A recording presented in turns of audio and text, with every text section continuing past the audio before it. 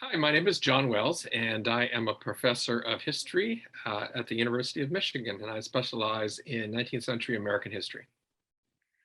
Excellent. Thank you for joining us. And we're going to be discussing your excellent book, Blind to Know More, African American Resistance, Free Soil Politics, and the Coming of the Civil War. So maybe you could just lay out kind of what you hope to accomplish with the book and why it was fascinating to you. Well, I wanted to do a few things in this book. Mainly, I wanted to chart the evolution of Northern public opinion when it came to the issue of slavery and the possibility of civil war. Because I think oftentimes, even specialized historians, when you think about the coming of the Civil War, understandably, we focus on the evolution of Southern opinion, particularly white Southerners who were so adamantly in favor of slavery, and how their defense of slavery intensifies and solidifies over time, and that leads to states' rights and ideas about secession and the Civil War. But the more I looked at some of the issues around African Americans who escaped from enslavement, the more I really wanted to gauge what Northerners, particularly white Northerners, were thinking about all of this. And I say white Northerners because, of course, African Americans had always been, intensely against slavery. They understood very well what was at stake, and they needed no convincing, obviously. But white Northerners did, including those in places like Cleveland and Detroit and Milwaukee, because they weren't entirely convinced that it had much to do with them or their interests or their lives. And so I wanted to chart how that changed over time. So that was one main goal I had in writing the book. The other thing I wanted to argue was that there was a certain inevitability to the Civil War, and that sort of with the ideas that were laid out in the Constitution regarding the Fugitive Slave Clause specifically, but also combining that with the desire of Black people to risk their lives to attain freedom. In some ways, I do think that sort of set the Union up for failure.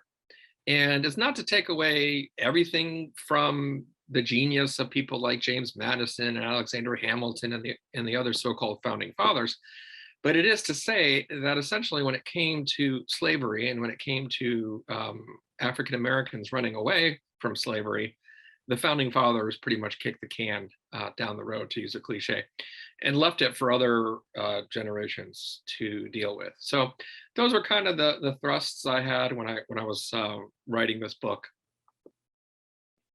Yeah, and I appreciated too the centrality of the Fugitive Slave Law as kind of the catalyst for setting up this problem between this tension between the North and the South, but also because you use the Fugitive Slave Law, you actually centralize self-liberation or the runaway slave as a catalyst for kind of bringing that tension to to the foreground. So maybe you could speak a little bit about how that happened and how the runaway slave was so important to the coming of the Civil War too. Yeah, I suppose if there was one central argument to the book, it would be just that African Americans were absolutely central to causing the American Civil War. And that's not to say that the Civil War should have been avoided, right? Because that's the only way that we get the end of slavery. So I'm not sure we should ever be talking in terms of, boy, if only we could have avoided the Civil War. Who knows? We might still have had slavery well into the 20th century. So it's less about explaining whether or not there should have been a civil war, to understand why it was that African Americans and their desire for liberty developed this path towards civil war. And the reason is because the founding fathers intended to keep a nation divided between free and slave. That's how the Constitution is set up. There are a lot of compromises in the Constitution, right, between small and large states. And we know about the Three-Fifths Compromise and others.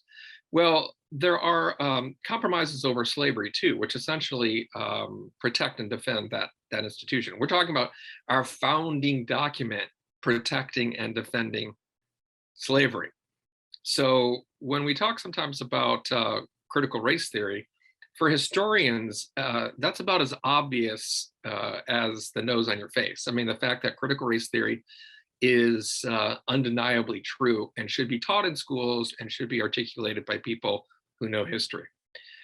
And so that's really what I wanted to argue in the book, that African Americans made a mockery out of this constitutional attempt to keep free and slave states within the same union, under the same umbrella.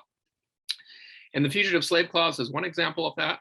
And then all the way throughout the early 1800s, there are many examples of battles between states, northern states and southern states, as to how to deal with fugitive slaves or self-emancipated people.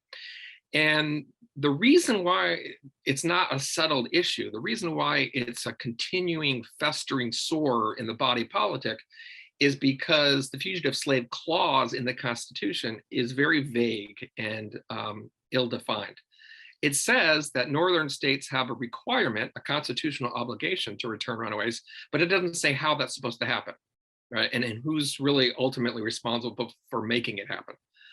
And so the unfolding of the fugitive slave crisis over the early 1800s is kind of an attempt on the part of politicians and legal minds in both the North and the South to try to make sense of all that.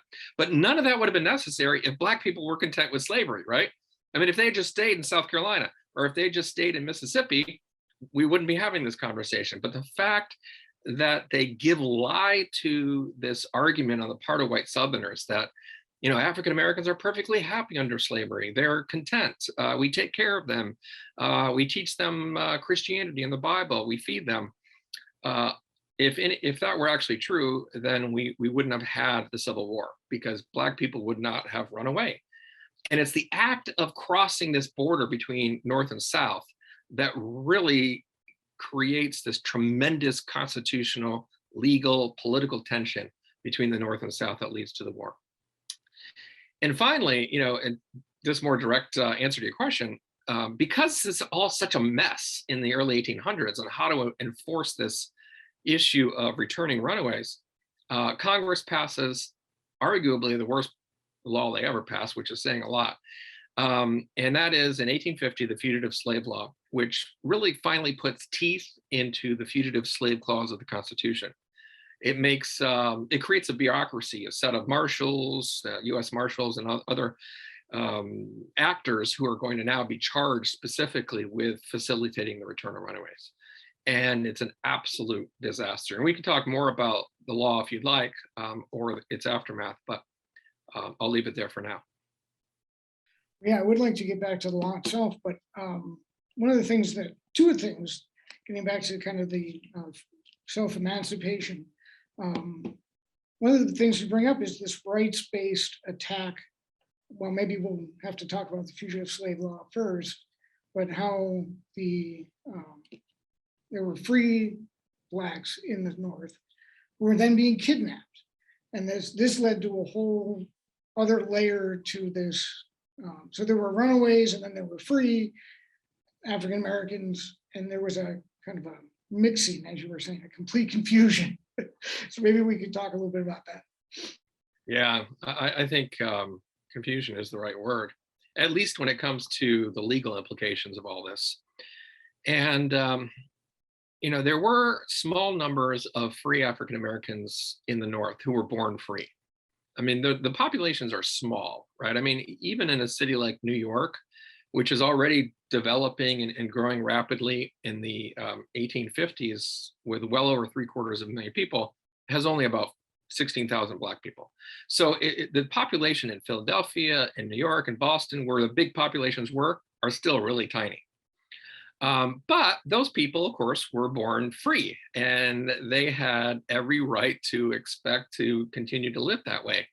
The problem with the Fugitive Slave Law and the problem with the federal government's interest in enforcing it is that oftentimes judges, police officers, US Marshals, the people who are sort of given the responsibility to determine whether somebody is a runaway or not, didn't really care. And in fact, the way that the law is written, the Fugitive Slave Law, it actually benefits US Marshals to declare somebody an enslaved runaway rather than somebody who was born free. So there's a bias in the law itself that facilitates the kidnapping of Black people. So, you're talking about people who might have lived in Cleveland or Boston or Philadelphia for 20 years, 30 years. And then all of a sudden, they have that fearful knock in the middle of the night, right? The one that they've been dreading all these years, that somebody is going to come and, take them to slavery or take them back to slavery. And the reason why the judges and many politicians and many police officers don't really care is because Northerners, white Northerners, are completely complicit in the system. And the book I did after this one, which came out in 2020, which is called The Kidnapping Club, is about New York City. And it's all about how Wall Street and New York's rise was really due in no small part to complicity in the cotton trade. Right. So New York is getting wealthy, it's becoming powerful, all because in no small measure of the trade with the white South when it comes to cotton, all of which is grown by slave labor. And so banks, credit agencies, insurance companies, merchants who outfit ships for the slave trade, they are getting rich off of American slavery. So all this leads to a certain degree of complicity, I think is the right word, in making it as easy as possible to return anybody who can, even remotely be considered a runaway.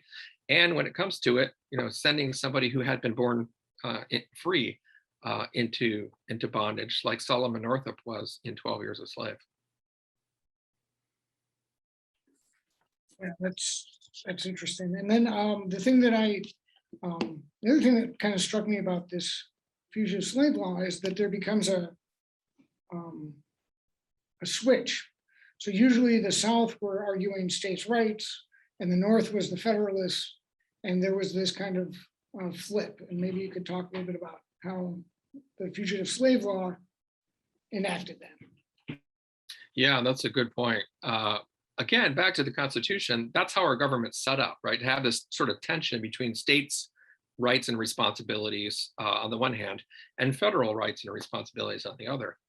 And we're seeing that playing out right and now, obviously in the last few years, and when it comes to elections, when states, one of their primary powers that they have reserved over the centuries is the right to determine who is eligible for voter registration. And another issue, of course, is immigration, right? So we've had, in recent administrations, an attempt on the part of the federal government to enforce immigration law, but yet you have municipal and state authorities saying, this is our matter. This is not something that the federal government should have power over. So this tension has always been there from the nation's founding, and it's certainly present today. And it was definitely of paramount importance in the pre-Civil War period. And the reason is, as you suggest, because many Northerners, again, part of this attempt to understand how Northerners shift in their opinion over time before the war, many of them are saying, look, if the Fugitive Slave Law of 1850 says anybody can waltz into Massachusetts and arrest anybody, who, on one person's claim that they're a runaway, and before even anybody knows about it, that person is sent back to slavery. What does it mean to be a free state? Right? I mean, what does it mean to have a set of borders around Massachusetts that prohibit slavery if the federal marshals can come in and whisk away citizens as they absolutely do? So it's not just an abstract issue.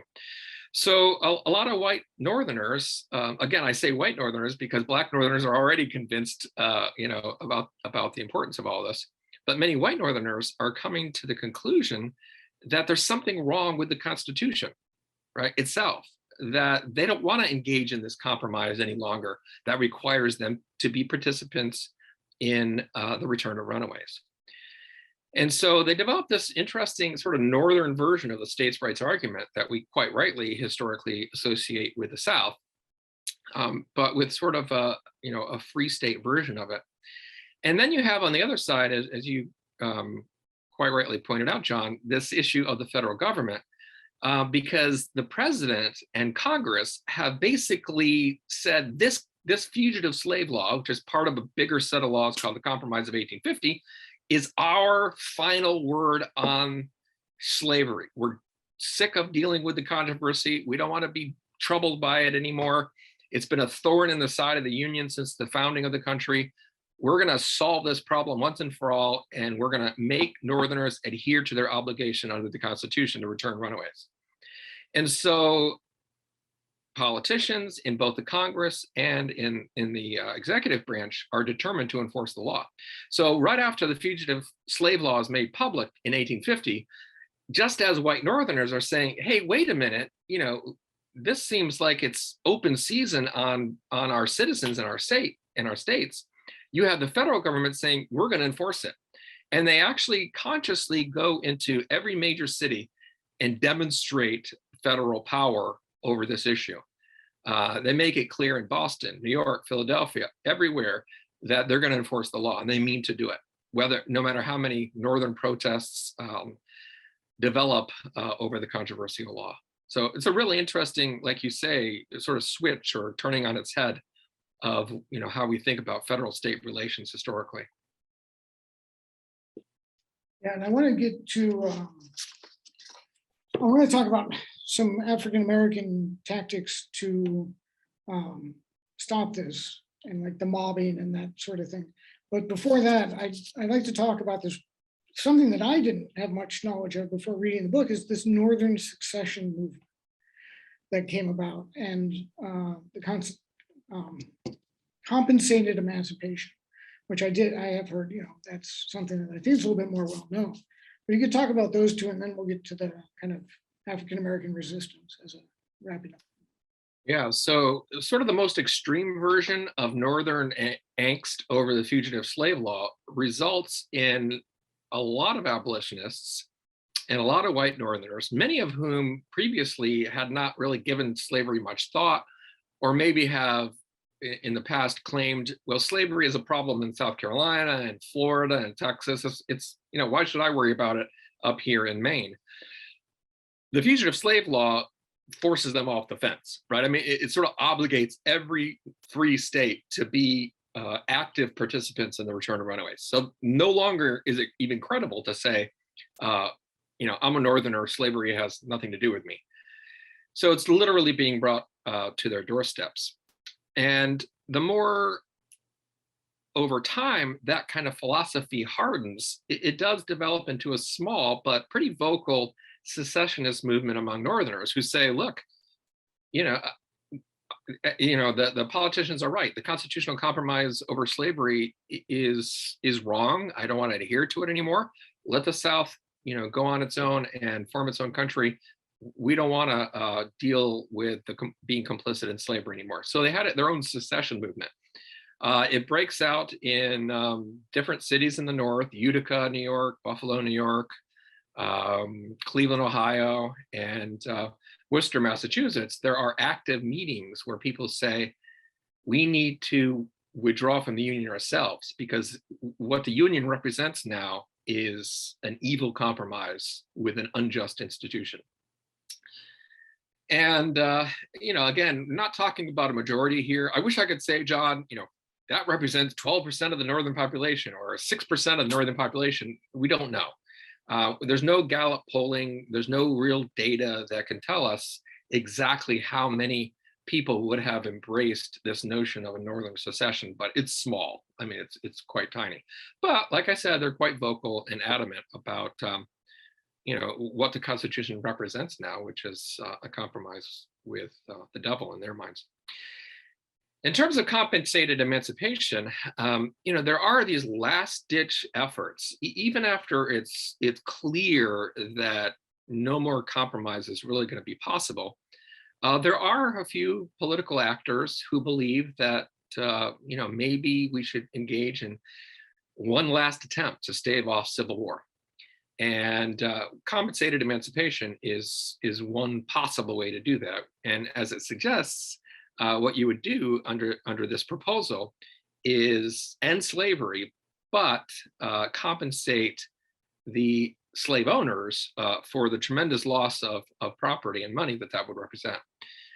And there are a few sort of what you might call centrist politicians who are in favor of this and saw this as a decent idea of a compromise.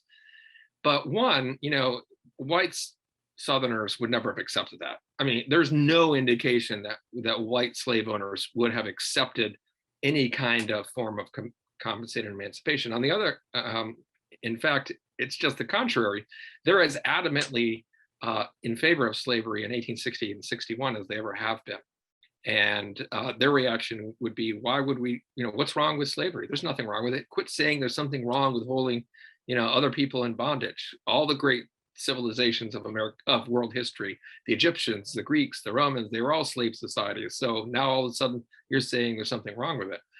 So white Southerners would never have accepted it. And white Northerners are, even if they were potentially interested in raising that kind of tremendous amount of money, it's essentially paying kidnappers, right? I mean, it's essentially paying ransom is what it is. And many white Northerners saw it as that. So that never really gets off the ground either. Well, I'd like to return kind of to wrap things up as the African-American reaction to fugitive slave law, and particularly the points of resistance and how they fought against it, because I think that's a very powerful point of the book, is how their involvement really changes things. Absolutely. And there, of course, African Americans are incredibly diverse intellectually community, right? So they don't all have the same reaction. Some of them decide that they're going to leave the United States, right? Some of them decide to go to Canada. And that's because in their minds, and it's hard to argue with this, the reach of Southern slavery has now extended into upstate New York, into Northern Ohio, into Wisconsin, as a result of the Fugitive Slave Law. And since it didn't necessarily always matter whether you were born free or in fact were a runaway, there's really little incentive to try to stick it out in these dangerous communities. And many Black people did take the opportunity to leave the U.S. completely. They crossed the border into Canada. I live in Detroit, so right across the Detroit River is the town of Windsor. Just south of that is the town of Amherstburg. And there's actually a really interesting African-American museum there. And you're like, well, why is there an African-American museum here in Amherstburg, Canada? And the reason is because they crossed the Detroit River to remove themselves of the possibility of being arrested. And that was possible because the Canadian government refused to extradite runaways, and the Canadian government's to be sort of in hindsight commended for that, because they could have extradited people who were claimed to be runaways, but they just decided not to. And of course, that means Canada was the real land of the free here, in the antebellum period, because that's how they were able to feel safe finally. Another reaction African Americans have is to immigrate to other parts around the world, right? So Liberia or the Caribbean. And the reason is, the same as the one I just stated, which is we're just basically giving up in the United States. I mean, it's just not possible that this country is going to be a biracial democracy and anything resembling a biracial equality that we had hoped. So the immigration, immigration movement really picks up in the 1850s in the wake of the Fugitive Slave Law. And then finally, you have the vast majority who decide to stay. Those African Americans who argue, Canada is not my country, Haiti is not my country, I don't really have much affinity or affiliation with Africa as a continent anymore. I am an American. I was born here. My parents were born here. My children are born here. I want to stay here and improve this country. And as hard as the Fugitive Slave Law is making that, as African Americans, we can go around the country and talk about our experiences as enslaved people. And that's what Frederick Douglass did, right?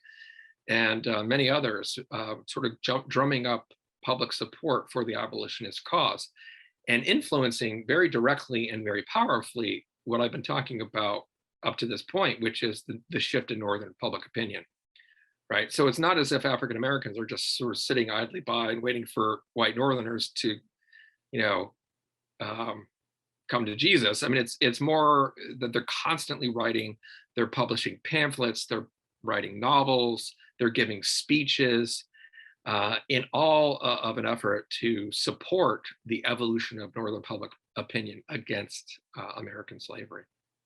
So I really wanted to make African American resistance, which is why it's in the title, a fundamental part of the book, because it's really, in some ways, we need to give credit where it's due, right? Because in order to white Northerners to come to the conclusion that there was something wrong with slavery, they had to be convinced of that by what they were hearing and what they were reading. And Black people played an absolutely crucial and fundamental role in that process.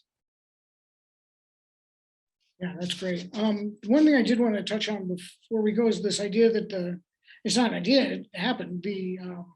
When somebody was arrested for being a fugitive slave, very often in some of these towns, there was this mob action that kind of took place.